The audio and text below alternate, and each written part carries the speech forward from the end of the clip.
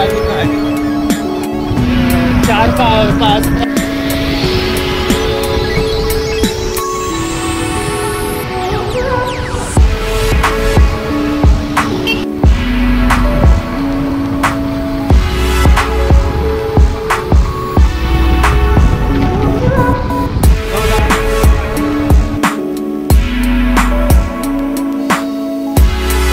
राम राम मंडळी, कसे तुम्ही बरे आहेत ना? आजच्या न्यू ब्लॉगमध्ये तुमचं स्वागत करतो. आजचा ब्लॉग आपण स्टार्ट करतो आहे डायरेक्ट आलेवाडी बीच. आलेवाडी हे मस्तपैकी फेमस असं बीच आहे आणि बीचवरती ना खूप असे बोलतात नारळाचं झाडं वगैरे आणि एकदम भारी भारी आहे. तर चला तुम्हाला सगळं टाकाटाक करून दाखवतो, तर नक्की हा ब्लॉग लास्टपर्यंत बघा.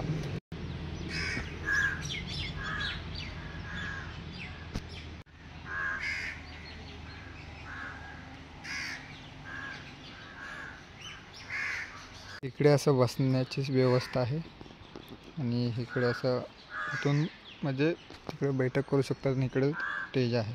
बघा मित्रांनो कसले एकच नंबर दगड आहेत. समुद्र कोणीच नाही, पण हा बीच संध्याकाळी वगैरे आला ना तर खूप भारी दिसतो. काय काय म्हणतात कमेंट करून सांगा मित्रांनो, ज्यांना माहीत असेल त्यांना. आणि अर्ध्या लोकांना तर माहीतच असेल याला काय बोलतात ते, कारण हे गावलेलं आपल्याला इकडे बीचवरती मस्तपैकी असं. तर मित्रांनो, तुम्हाला इकडे आलेवाली बीचला यायचं असेल तर तुम्हाला मी सांगतो, बोईसरवरून बाहेरून कुठून यायचं असेल तर तुम्ही ट्रेनने येऊ शकता. आणि ट्रेनवरून आल्यानंतर बोईसरवरून इकडे मुरबा व आलेवाडी व नवापूर नाक्याला बस लागलेल्या असतात. बस आणि रिक्षा आणि मॅजिक अशा 3-4 प्रकारचे सगळं लागलेलं असतं. तुम्ही कुठल्याही प्रकारच्या गाड्या घेऊन येऊ शकता किंवा तुम्ही स्पेशल करून 2 व्हीलर वगैरे कोण मित्र असेल तर घेऊन येऊ शकता. आणि भाडं खूप जास्त नाही आहे, 30 रुपये येऊन जाऊन 60 रुपयेमध्ये तुम्ही येऊ शकता. इकडे आल्यानंतर हॉटेल पण आहेत छोटे छोटे, जसे कालच्या ब्लॉगमध्ये होते डहाणू बीचला, तसेच आपल्या इकडे आहेत.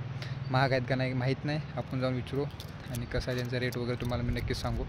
तर तुम्ही येऊन इकडे मस्तपैकी फिरू शकता. पण संध्याकाळी टायमाला आलं तर बेस्ट राहील, कारण संध्याकाळी जर पब्लिक जास्त असते. आम्ही आलेलो आहे सकाळी, कारण आपल्याला जायला लागतं संध्याकाळी कामावरती म्हणून. तर ठीक आहे, पण या इकडे सगळं बोटिंग वगैरे असते. बोट आता येतात इकडे, मच्छीमार वगैरे खूप आहेत आणि इकडे सगळा एरिया हा मच्छीवाल्यांचाच आहे. तर तुम्ही आले तर तुम्हाला खूप भारी वाटतं. सकाळचं येऊ किंवा संध्याकाळचं आल्यानंतर वातावरण मग खूप भारी आहे. इकडं असं पाणी येऊन गेलं असं वाटतं, कारण ओटीचे दिवस चालू आहेत. मित्रांनो हे सांगा, असं बुडबुड्या आलं का तर हे ओला इकडं, तर मी नाही जाणार जास्त, कारण उगाच पाण्यात घुसायचं. पाण्यात जायला गेला तर दगड आहेत आतमध्ये, पण नाही जाऊ शकत. भारी आहे. खेकडा बघा मेला आहे कसा, एवढा मोठा खेकडा आहे आणि मेला आहे तो, जिवंत नाही मेला आहे तो. कसा मारून टाकला आहे कोणी, चार इकडे आला आणि मरून गेला, पाण्याच्या बाहेर आला का मेला आहे.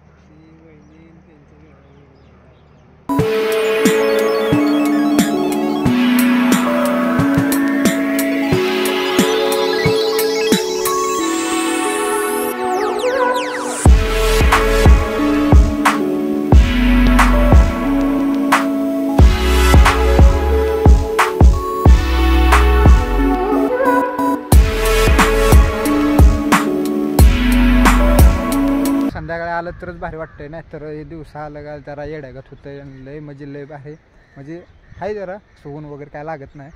आलेली बीच दिसते म्हणून जरा ऊन वगैरे. बघू आता काय तर खायला वगैरे जरा जाऊ, काय घेतलं खायला तर करू. बघा किती भारी आहे बीच, कैलास भाव. हे आत नाही जायचं,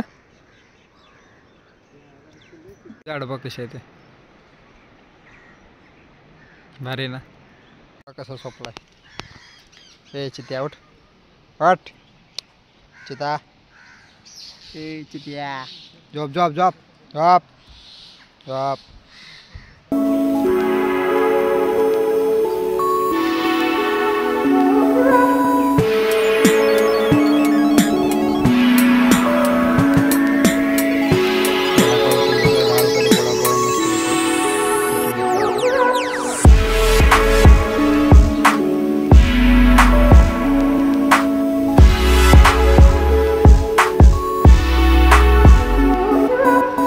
आणलेला मित्रांनो आम्ही 20 रुपयामध्ये दोघेजण खाणार आहोत. 2 वडे आणले.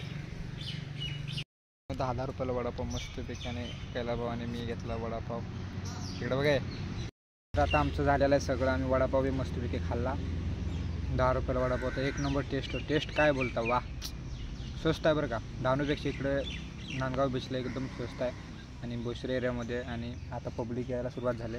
संध्याकाळची खूप पब्लिक असते, आता जरा कमी पब्लिक असते. ठीक आहे, तर चला ठीक आहे. आपण आता आपण निघू. आता आपला झालेला आहे सगळं कार्यक्रम. तर आजचा ब्लॉग कसा वाटला नक्की कळवा कमेंट करून. तर चला असे नवनवीन ब्लॉग बघण्यासाठी आपल्या चॅनलला सबस्क्राईब करा, लाईक करा, शेअर करा, पटापटन घंटीचे बटन दाबा. मराठी माणसाला सपोर्ट करा रे भावांनो.